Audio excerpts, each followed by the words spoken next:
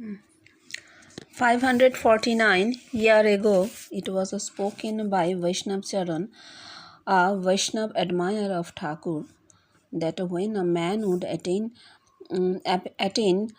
perfect knowledge, he would see God in man. How does God look? It is not explained or spoken. It denotes a different story. There is no God anywhere else. A man becomes God. Of course, he is fully aware of it, but the thing does not stop there. The announcement of the attainment of the Godhood will be made in a wonderful way. The people will see him within and they would make an open declaration with the preface it is not avatar which has its origin in the Dravidian or the Semitic or the non-Aryan religion. Man becomes God is the perpetual truth, Sanatan Dharma. Avatar is individualism, whereas the prefect man in universalism. This avatarism or dualism in another form has created the greatest discord in the human race, whereas this prefect man uproots the seeds of discord from the heart of the man and unties units and units all into one. This tune of oneness will be sung by the human race and not by the uh, perfect man. This is that point of union sought by Swami Vivekananda for bringing harmony in the midst of this great turmoil in the name of different religions ruling rampant in this beautiful earth. বলছেন অনেকদিন আগে ঠাকুর বলছেন অনেকদিন আগে বৈষ্ণবচরণ বলেছিল, বৈষ্ণবচরণ ঠাকুরের একজন ভক্ত, তিনি বলেছিলেন যে মানুষের যদি পূর্ণ জ্ঞান হয় তখন সে ঈশ্বরকে দেখতে পায়, ঈশ্বরের দর্শন হয়। পূর্ণ জ্ঞান হলে ঈশ্বর দর্শন হয়, এটা বৈষ্ণবচরণের কথা। এবার জীবন কৃষ্ণ বলছেন একদম পারফেক্ট কোয়েশ্চেন, বলছেন হাউ ডাজ গড লুক, ঈশ্বরকে দেখতে কেমন? বৈষ্ণবচরণ যে বললেন পূর্ণ জ্ঞানে ঈশ্বর দর্শন হয়, ঈশ্বরটি দেখতে কেমন সেটি কই বললেন না তো। এটা কোথাও বলাও নেই, ব্যাখ্যাও দেওয়া নেই। যাই হোক, সেটা উনি বলছেন it is a different story, মানে এই গল্পে আমরা ঢুকবো না। থাক, কোথাও কোনো ভগবান আসলে নেই, কোনো বৈকুণ্ঠে, কোনো গোলকে, কোথাও কোনো স্বর্গে ভগবান বসে নেই আলাদা করে। একজন মানুষ ভগবান হয়, অর্থাৎ ভগবানত্ব একটা কন্ডিশন, একটা মানুষের মধ্যে সেটা ফোটে। যখন হয় তিনি কিন্তু পূর্ণভাবে জানতে পারেন, ফুললি অ্যাওয়্যার অফ ইট। তিনি জানতে পারেন তার ভগবানত্ব হলো, তার দর্শন তাকে জানিয়ে দেয় যে তিনি ভগবান হলেন। কিন্তু এখানেই থেমে যায় না জিনিসটা, তার ভগবানত্বের কথা অন্যভাবে প্রকাশ পায়, একটা আশ্চর্যভাবে প্রকাশ পায়। সেটা কি? মানুষ তাকে ভেতরে দেখে এবং দেখে সেই কথা জানায়, ওপেন ডিক্লারেশন। এখানে হোয়াইট দ্য প্রিফেস মানে প্রিফেসে বলা আছে, ভূমিকায়, এই রিলিজিয়ন এন্ড রিয়েলাইজেশনের ভূমিকাতে উনি বলে দিয়েছেন এই কথাটা আগে বলা আছে বলে আর পুনরুল্লেখ করলেন না, যে বহু বহু মানুষ তাকে ভেতরে দেখে সেই কথা ঘোষণা করে। যদিও তখন সেই অবস্থাটা আর ভগবানত্ব নয়, ব্রহ্মত্ব, তবু তিনি এইখানে সেইটার উল্লেখ করেছেন যে পরবর্তী স্তর কি হয়। বলছেন এটা অবতারত্ব নয়, অবতারের অরিজিন, অবতারের মূল কোথায়? দ্রাবিডিয়ান বা সেমিটিক বা অনার্য ধর্মের মধ্যে আছে, সেখানে অবতারত্ব। সনাতন ধর্মে অবতার নেই। সনাতন ধর্মে কি আছে? মানুষ ভগবান হবে। এই সনাতন সত্যই সনাতন ধর্ম, যে একটা মানুষ ভগবান হয়। একটা মানুষ ভগবান হয় থেকে সব মানুষ ভগবান হবে, এই হচ্ছে সনাতন ধর্ম। সনাতন মানে শাশ্বত, চিরকালীন, যার কোনো অব্যয় অক্ষয়, যা অব্যয় অক্ষয়, যার কোনো ব্যয় নেই, ক্ষয় নেই, এই হচ্ছে সনাতন ধর্ম। হিন্দু ধর্ম সনাতন ধর্ম নয়। কোন পৃথিবীর কোন বিশেষ নামাঙ্কিত ধর্মই সনাতন ধর্ম নয়। সনাতন মানে শাশ্বত, চিরকালীন, মানুষ ভগবান হবে, এই হচ্ছে সনাতন ধর্ম। বলছেন অবতার বেষ্টিতে, যেখানে এখানে প্রিফেক্ট কথাটা ভুল ছাপা হয়েছে, তুমি কেটে পারফেক্ট করে নিও। বলছেন অবতার হচ্ছেন বেষ্টিজ, আর পারফেক্ট ম্যান কোথায়? ইউনিভার্সালিজমে, বিশ্বব্যাপীতে। পারফেক্ট ম্যান, পারফেক্ট মানে সৎ, ঈশ্বরই একমাত্র সৎ, যিনি সৎ, পরিপূর্ণভাবে সৎ, তিনি হচ্ছেন বিশ্বব্যাপীতে। অবতারত্ব দ্বৈতবাদ, এটা কি করে? এটা একটা greatest Discord in human race, মানুষ জাতির মধ্যে একটা ভীষণ অশান্ত অবস্থা তৈরি করে এই অবতারত্ব। ওই যে আমার অবতার এই, তোমার অবতার কে? নবী। ও আমার অবতার খ্রিস্ট, আমার অবতার চৈতন্য, তোমার অবতার কে? এই যে ডিসকর্ড, বিভিন্ন মানুষের বিভিন্ন মত, এবং সেই মতে মতে রেষারেষি, এটা হচ্ছে অবতারত্বের অবদান।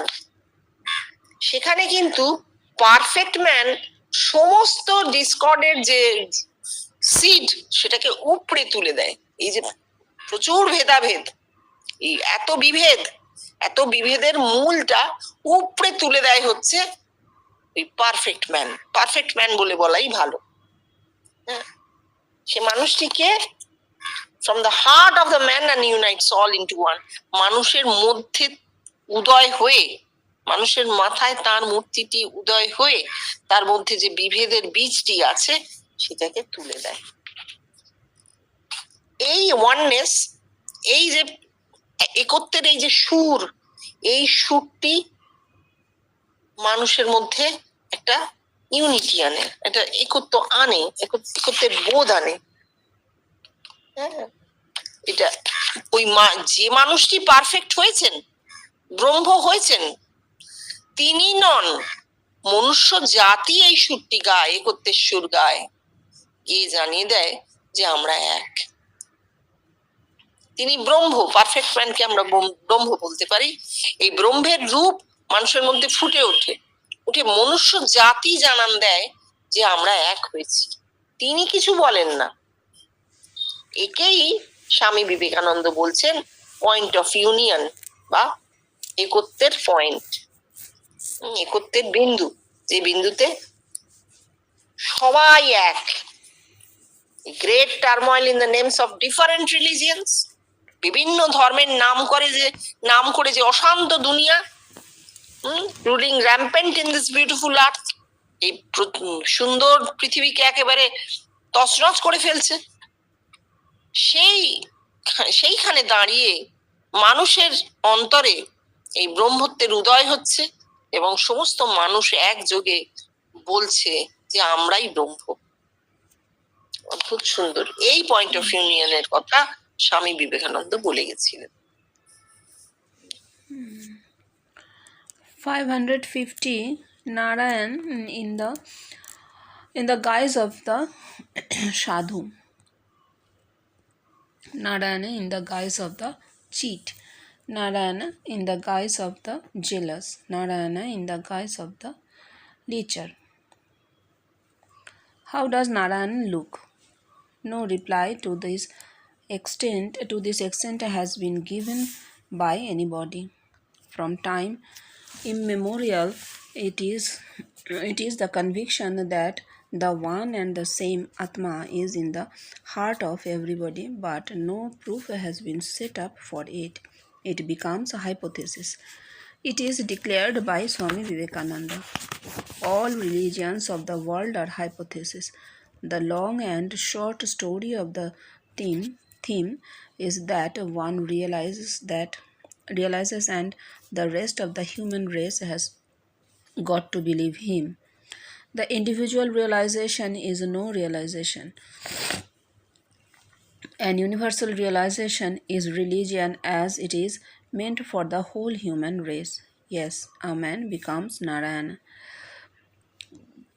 When he becomes Narayan, he will be universally seen in the shape of his own person. What about the individual realization of this Narayana? Naru Narayana? Yes, there is a realization. When a man becomes Narayan by his own internal realizations, he dreams that on the palm of his hand he has got Shalgram Shila, a symbol of Narayan worshipped in India. But this is individualism, and it is but a seed, and ultimately the seed becomes a tree, and the tree bears fruit is tested by the whole human race. They become to know by seeing him within that they are also Narayan in the different form and names. So everybody is Narayan. There is no bar for becoming Narayan. ঠাকুরের সেই কথাটা, সাধুরূপী Narayan, ছলরূপী ছলরূপী Narayan, ফলরূপী Narayan, লুচ্চরূপী Narayan, Letcher লুচ্চরূপী Narayan. আবার জীবন কৃষ্ণ প্রশ্ন করছেন, আগে যেমন করলেন আগেরটায়, যে হাউ ডাজ গড লুক, ঈশ্বরকে কেমন দেখতে। এখানেও জিজ্ঞেস করছেন হাউ ডাজ নারায়ণ লুক, নারায়ণকে কেমন দেখতে। কোনো রিপ্লাই নেই। হ্যাঁ, কেউ কোথাও বলে যাননি নারায়ণকে কেমন দেখতে। ওই কল্পনার বিষ্ণুমূর্তি টুর্তি দিয়ে হবে না। দেখতে কেমন দেখিয়ে দাও, না কেউ বলতে পারেননি।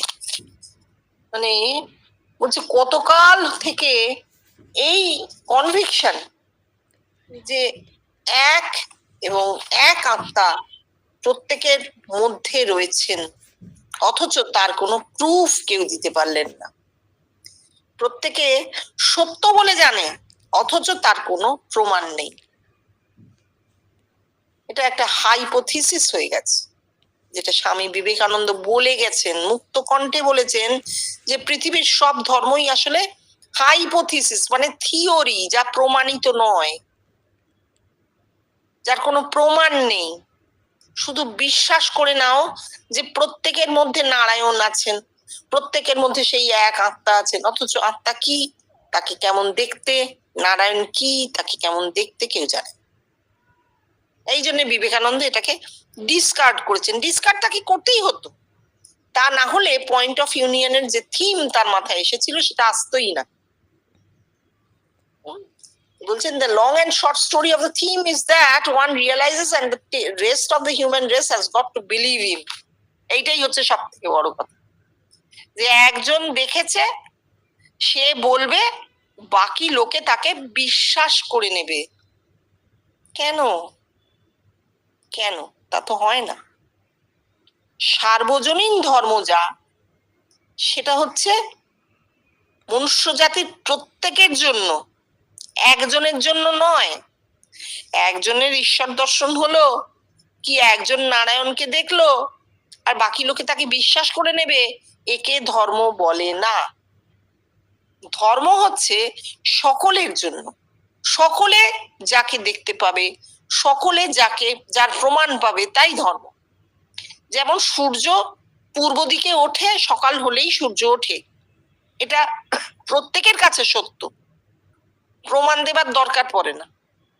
ঠিক সেই রকম সূর্য ওঠার মতন সত্য হবে, তবে তাকে আমরা ধর্ম বলবো, তা না হলে বলবো না। বলে বলছেন যে হ্যাঁ, একজন মানুষ নারায়ণ হয়। উনি বলছেন কেমন দেখতে নারায়ণকে, একজন মানুষই নারায়ণ হয়, তাহলে মানুষের মতোই দেখতে। যখন তিনি কখন নারায়ণ হন, যখন সব মানুষের মধ্যে তার রূপটা ফুটে ওঠে ইউনিভার্সালি, সর্বজনীন হয়ে যখন তার রূপ মানুষের মধ্যে ফুটে ওঠে, তখন তিনি নারায়ণ হন। তাহলে নরনারায়ণের বেষ্টির অনুভূতিটি কি, এটা বলতে হবে।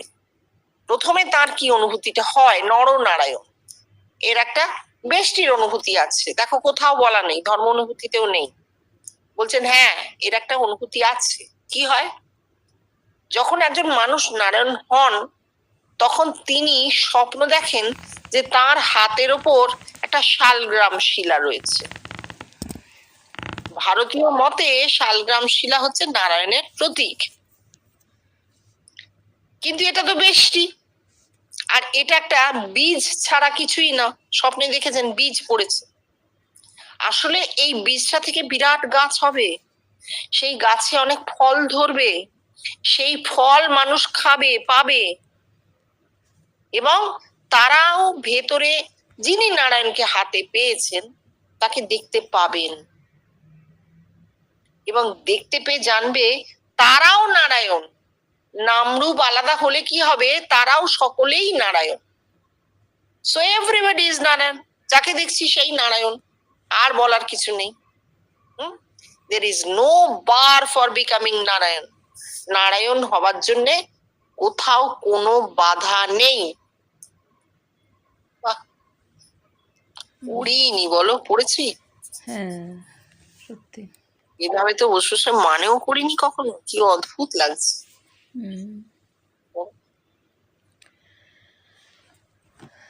551.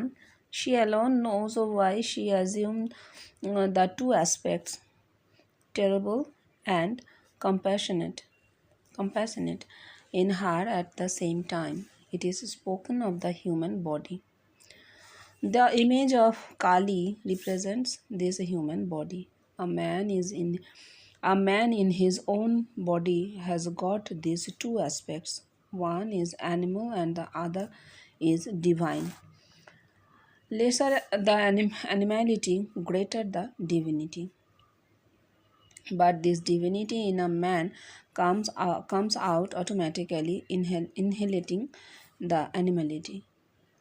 Or in other words, this human body is such a wonderful machine of the mother Shama that is converts all the evils into universal goodness. That is the universal self, the form of a living man, the attainer of Shukram, purest of the pure in the Vedic term.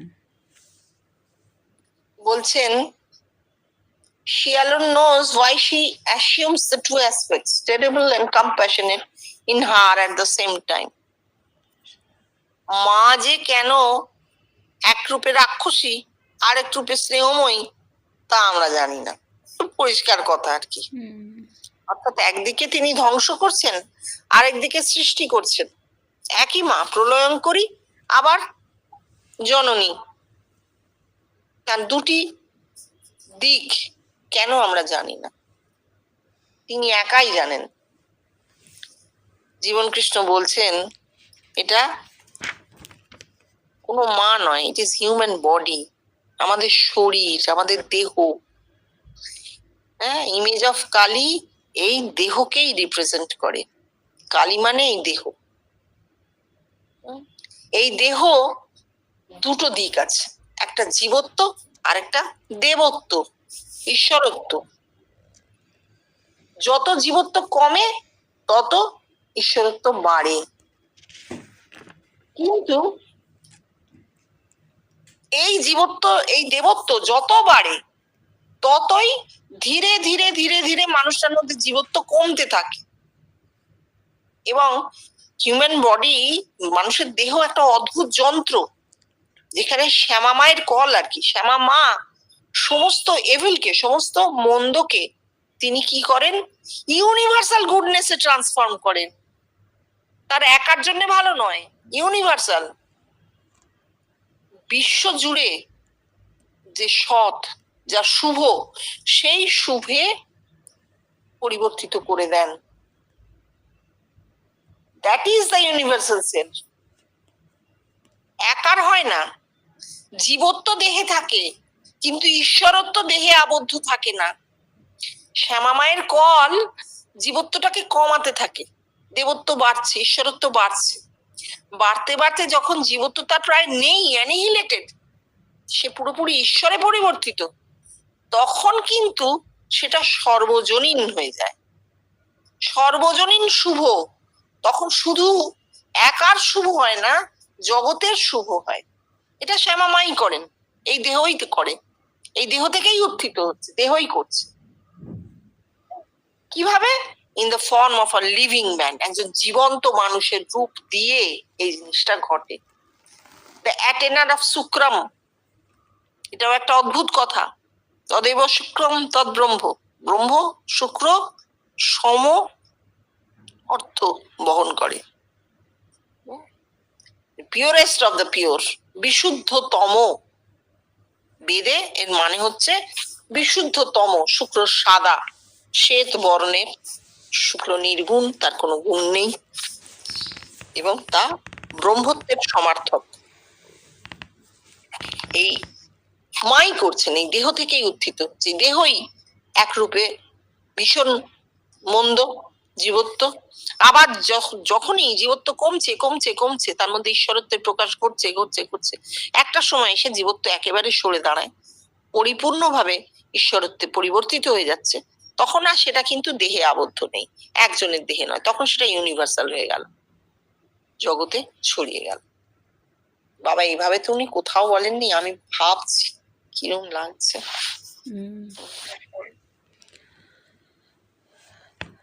552. Had Keshav Babu been a genuine one, then his disciples would have been in a better plight. Like father, like son, they say. The yogi gets the spiritual self in the shape of his own image, transferred and established within the body of his disciple, and takes his charge. He is seen to accompany him everywhere. He talks, guides, and instructs him. In the spiritual world, the disciples is thus uplifted. But here in Keshav Babu, it was not so found. বলছেন কেশব বাবু যদি ঠিক হতেন, তাহলে তার ভক্তরা উন্নত অবস্থা পেত। কেশব বাবুর যদি হতো, তাহলে ভক্তদেরও হতো। লাইক ফাদার লাইক সান, যেমন বাপ তার তেমন ছেলে, লোকে বলে, জীবন কৃষ্ণ বলছেন। আসলে কি হয়, যোগী তার আত্মিক সত্তাটিকে পায় কিভাবে? স্বস্বরূপে, নিজের রূপে স্বস্বরূপে পায়, এবং তারপর transferred and established within the body of his disciple. এইটা তো ঘটেনি। যোগী আসলে নিজেকে স্বস্বরূপে পায়, তারপর তাকে ঘিরে যে ভক্তরা, তাদের মধ্যে তার সেই স্বস্বরূপ জেগে উঠবে। তারা দেখতে পাবে যোগীকে ভেতরে, অন্তরে। কি দেখতে পাবে? দেখতে পাবে, ভক্তটি দেখবে যে সে যেখানে যাচ্ছে সেখানেই তার সেই যোগী তাকে অনুসরণ করছে, তাকে সঙ্গ দিচ্ছে। তিনি কথা বলবেন, নির্দেশ দেবেন, আদেশ দেবেন, তবে হবে। In the spiritual world the disciple is Das uplifted. তবেই আত্মিক জগতে এই ভক্ত বা শিষ্যের উন্নতি হবে। কিন্তু কেশব বাবুকে তো এভাবে পাওয়া যায়নি। কেশব বাবুকে ঘিরে যেসব ভক্তরা থাকতেন, যদি কেশব বাবু প্রকৃতই যোগী হতেন, বা তার সেই স্বস্বরূপ দর্শন হতো নিজের মধ্যে নিজের, তাহলে ভক্তরাও তাকে দেখতে পেতেন, ভক্তদের অন্তরেও তার রূপ ফুটতো, এবং কয়েকজনের অন্তরে তো নিশ্চয়ই ফুটতো, এবং তারা দেখতো যে কেশববাবু সবসময় সঙ্গে আছেন, তিনি আদেশ দিচ্ছেন, নির্দেশ দিচ্ছেন, আগলে রাখছেন, স্নেহ দিচ্ছেন। এরকম কিছুই ঘটলো না, তাহলে ভক্ত সৃষ্টি হলো না, ও তো বাইরে। বাইরে সঙ্গ করা এক, আর ভেতরে সঙ্গ হওয়া দুটো আলাদা। তাই কেশব বাবুর ভক্ত হয়নি। ঠাকুর বলছেন, তুমি লক্ষণ দেখে চেলা করো না কেন? কি লক্ষণ? জিজ্ঞেস করতে হতো, তুমি কি আমাকে ভেতরে দেখেছো? তুমি কি কখনো আমাকে দেখেছো আগে? আমি তোমাকে আদেশ দিচ্ছি, উপদেশ দিচ্ছি, দেখেছো কি? তোমাকে স্নেহ করছি, দেখেছো? ঈশ্বরীয় কথা বলছি তোমার সঙ্গে। যদি সে ভক্ত বলতো, হ্যাঁ আমি স্বপ্নে দেখেছি, বা ট্রান্সে দেখেছি, বা ধ্যানে দেখেছি আপনাকে, তাহলেও কেশববাবু বুঝতে পারতেন যে এ আমার ভক্ত হবার উপযুক্ত। দ্বৈতবাদে যদিও, কিন্তু তাহলে তিনি বুঝতে পারতেন। এইটাকে ঠাকুর লক্ষণ বলছেন, যে তুমি লক্ষণ দেখে চেলা করো না। এবার তাহলে কথা এসে যাবে, ঠাকুর কি লক্ষণ দেখেছিলেন? হ্যাঁ দেখেছিলেন। ঠাকুর দেখেছিলেন। কিভাবে দেখেছিলেন? যে আসবে ঠাকুর তাকে আগে থেকে দেখতে পেতেন যে ওই লোকটা আসবে। তিনি মাস্টারমশাইকে বলছেন, তোমাকে আর বলরামকে আমি চৈতন্যর দলে দেখেছিলাম, ভাবে নয়, খালি চোখে। তো 500 বছর আগে চৈতন্যদেব কীর্তন করছেন, সেখানে তিনি বলরাম বসুকে আর মাস্টারমশাইকে দেখেছেন কীর্তন করতে করতে যাচ্ছে। তার মানে কি, টাইম বলে কিছু রইলই না, ত্রিকাল বলে কিছু রইলই না, মহাকাল হয়ে গেল। সেইখানে তিনি দেখতে পাচ্ছেন। কুঠির ওপর উঠে ডাকছেন ছেলেদের, তোরা আয়, আমার প্রাণ যায়। 20 বছর বাদে তারা এলো। এদের প্রত্যেককে তিনি দেখেছেন ওই কুঠির ছাদে উঠে। বলছেন, নরেনকে দেখেছিলাম, রাঙা জ্যোতির এককারি সুরকির মতন রাঙা জ্যোতি, তার উপর সে বসে আছে ধ্যানমগ্ন। এটা সত্যি আমরা দেখতে পাচ্ছি বিবেকানন্দ ধ্যান সিদ্ধ ছিলেন। রাখালকেও দেখেছিলেন, গোপালের মতন একটি ছেলে হাত বাড়িয়ে তার দিকে আসে, ঝাঁকড়া এক মাথা চুল। এই যে প্রত্যেকের কথা তো আমরা এভাবে জানি না, আমরা তো অত পড়িও নি, কিন্তু দেখতে পাবো ঠাকুর এদের প্রত্যেককে দেখেছিলেন। বলরাম বসুকে দেখেছিলেন, মাথায় পাগড়ি, ঐরসের জামা কাপড় পরা, দাঁড়িয়ে আছেন, হাত জোর করে নমস্কার করছেন। শ্রীমা বলছেন, বলরাম কোনোদিনও ভূমিষ্ঠ প্রণাম করেনি। ঠাকুর বলছেন, বলরাম পাটা বড় কামড়াচ্ছে, একটু হাত বুলিয়ে দাও না। অর্থাৎ তিনি চাইছেন যে বলরাম তার কাছে একটু নিজের অহংটাকে নিচু করুক। আর বলরাম বোস কি করছেন, একে তাকে ডেকে আনছেন, এই ওনার পাটা কামড়াচ্ছে, একটু হাত বুলিয়ে দাও। তাহলে বুঝতে পেরেছ, এই যে সুন্দর কিন্তু বোঝা যায়। ঠাকুর লক্ষণ দেখেছিলেন, প্রত্যেকের লক্ষণ তিনি চিনতেন। অনেক লোকে অনেক আপত্তি করেছিল যে গিরিশ ঘোষকে আপনি এত করছেন কেন, এত জায়গা দিচ্ছেন কেন? একে তো ঘোষ কায়েত, তার মধ্যে আবার লম্পটের শিরোমণি। কিন্তু ঠাকুর যে তাকে ভেতরে দেখেছিলেন, বলছেন গিরিশ ভৈরব, শিবের চেলা।